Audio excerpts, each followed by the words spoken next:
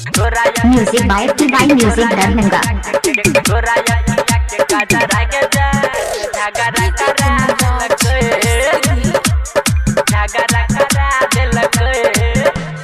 DJ वाला छोरा के आपस में छौरी लड़ा दिलक जिया ब्यास। डीजे वाला छोरा के आपस में छौरी लड़ा दिलक तोरा अखिया के काजर आगे जान झगड़ा करा दिलक तोरा अखिया के काजर आगे जान झगड़ा करा दिलक। सुइया वाला गाना उ छोरा अपन डरा बजा दिलक तोरा अखिया के काजर आगे जान झगड़ा करा दिलक तोरा अखिया के काजर आगे जान झगड़ा करा दिलक।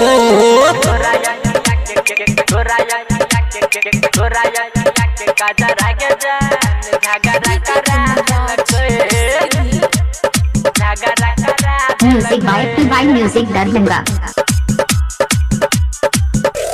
नमरी पर टंगरी देखलही पंसैया पर चोली गे तोरे चलते चले हई कौन लाठी भाला गोली गे।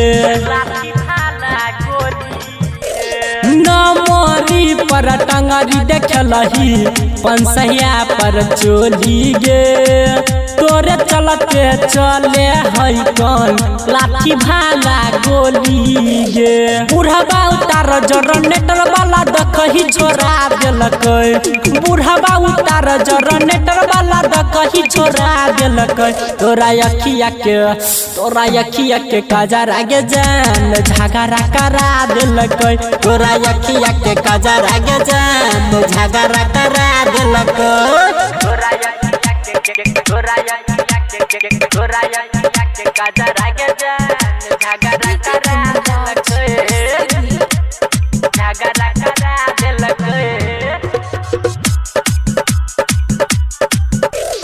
कहू राजा सुन गे पतर की छौ तोरे चर्चा गे चल जो रमन जी यादव लगे करत खूबे खर्चा गे।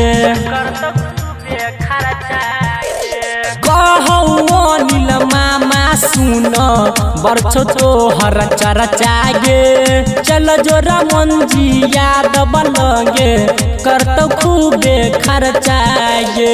वास्तवपुर सोन की बालक के झगड़ा फंसा दिलक वास्तवपुर सोन की बालक के झगड़ा फंसा दिलक तोरा अखिया के काजर आगे जान झगड़ा करा दिलक तोरा अखिया के काजर आगे जान झगड़ा करा दिलक।